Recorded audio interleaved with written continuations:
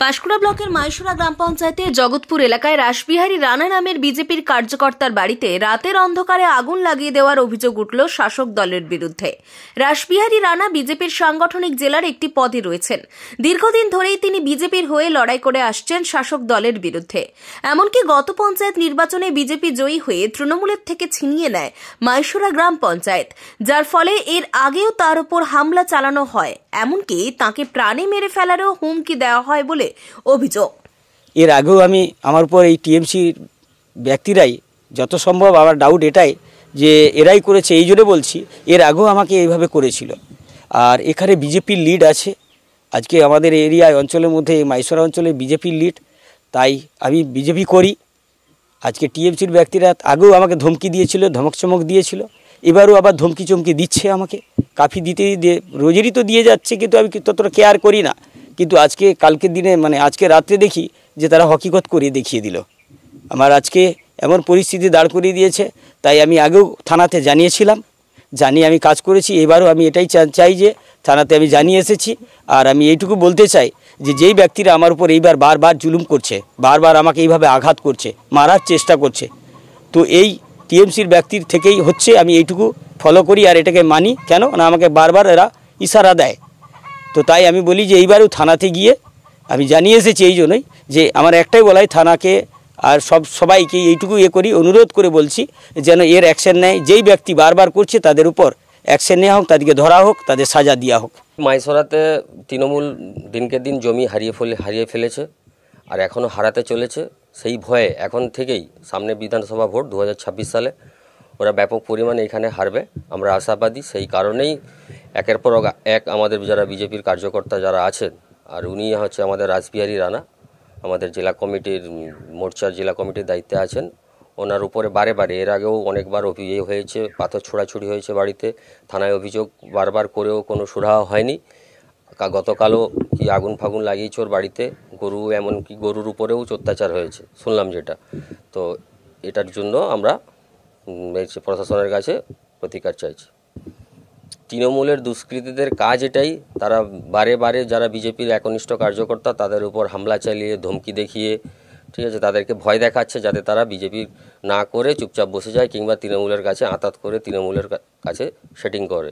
এইভাবে কি আর বিজেপিকে আটকানো যায়? কিন্তু বিজেপি একদিন 2026 সালে ব্যাপক পরিমাণে সিট নিয়ে ক্ষমতায় আসছে, এটা আমরা আশাবাদী। অভিযোগ সর্বতভাবে মিথ্যা। গতকাল রাত্রে যে ঘটনা ঘটেছে তার সঙ্গে তৃণমূল কংগ্রেসের কোনো যোগসূত্র নেই। কারণ ওই গ্রাম পঞ্চায়েত বিজেপির জেতা, গ্রাম বিজেপির, পঞ্চায়েত সমিতি বিজেপির, জেলা পরিষদ বিজেপির জেতা এবং পার্শ্ববর্তী গ্রামগুলোও বিজেপির জেতা। বিজেপির গোষ্ঠীদ্বন্দ্বের ফল হচ্ছে ঘরে আগুন লাগানো। কারণ কয়েকদিন আগেই একজন বিজেপির কন্ট্রাক্টর বিজেপি পরিচালিত মাইশোরা গ্রাম পঞ্চায়েতের প্রধান, ওই এলাকার গ্রাম পঞ্চায়েতের প্রধানের বিরুদ্ধে হাইকোর্টে কেস করেছে।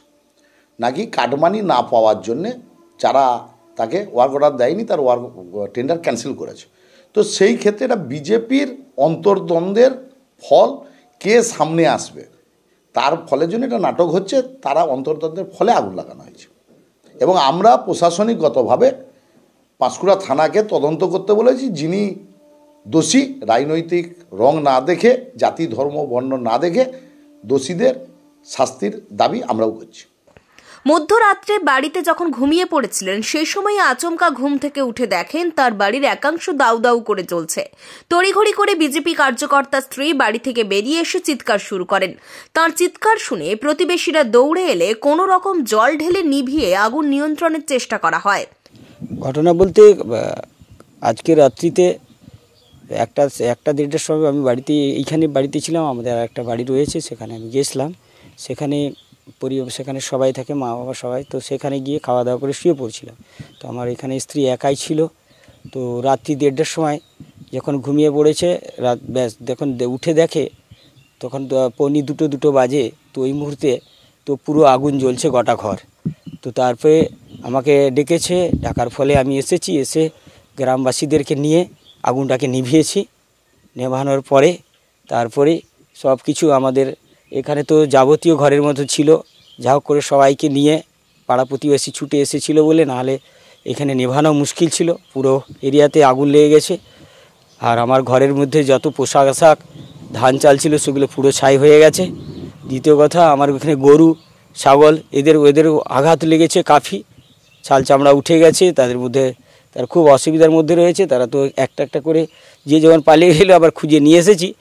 এমন ঘটনার জেরে আতঙ্কিত হয়ে পড়েন বিজেপির ওই পরিবারটি।